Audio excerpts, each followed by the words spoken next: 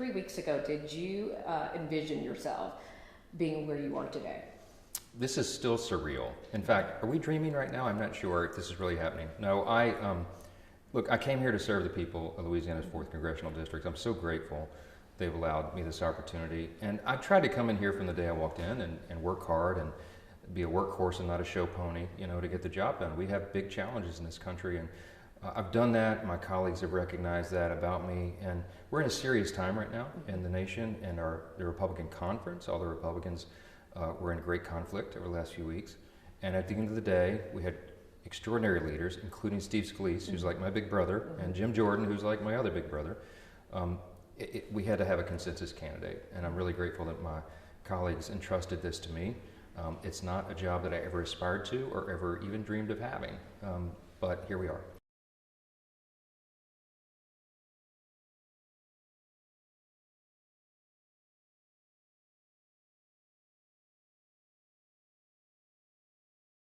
Have you spoken to former President Donald Trump?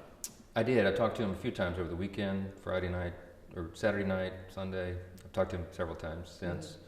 I also went and met at the White House with President Biden today. We had a one-on-one for 15 or 20 minutes, I think. How'd it go?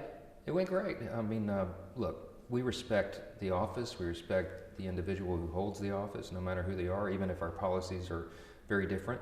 I have lots of policy differences with the president, but I respect him as an individual. And that's another biblical admonition. We're to give honor where honor is due. And when you're with the president of the United States, whether they're in your party or not, you give them respect. And that's what I'll do. Good to hear. Initially, when he first went in and was elected, you voted to not certify those votes. Has that changed? No, well, there are two things can be true at the same time. Joe Biden is the duly elected president of the United States. I've never said otherwise.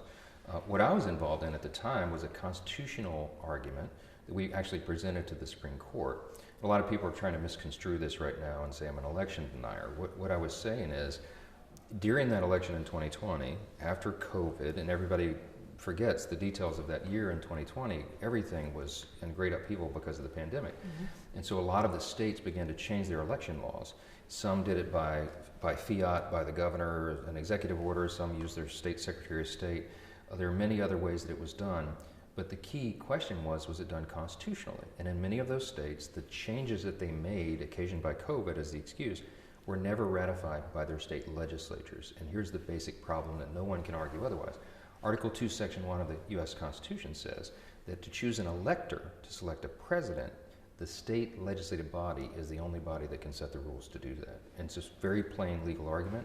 The Supreme Court kind of dodged it, but the facts are still the facts. And so when the states that had done that came to the floor, 147 of my colleagues and I said, if there's a constitutional infirmity in the way that the electors were chosen, it's the fruit of the poisonous tree doctrine, The fruit can't be right if the tree itself was unconstitutional. That was our argument, that was our concern. Everyone knows how it resolved, and Joe Biden is the president now, but that election was involved an unprecedented level of differences and problems, I think, under the Constitution. So that's always been my position.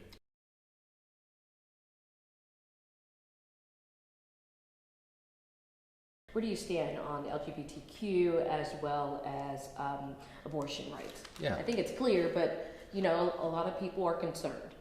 Well, they shouldn't be concerned. Look, if you want to know where Mike Johnson stands, just get a copy of the Bible anywhere and read it. I'm a Bible-believing Christian. The Bible is very clear about these matters.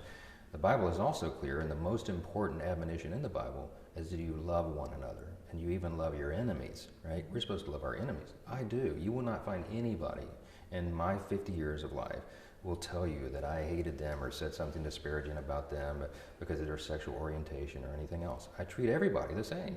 But I can have deep core convictions about social issues and advocate for those issues without doing harm to anyone else. I believe in the sanctity of human life. Why? Because I believe that God creates each person and that each of us has inestimable dignity and value because we're made in God's image. That's what the framers of the Constitution and the people that set this government up believed.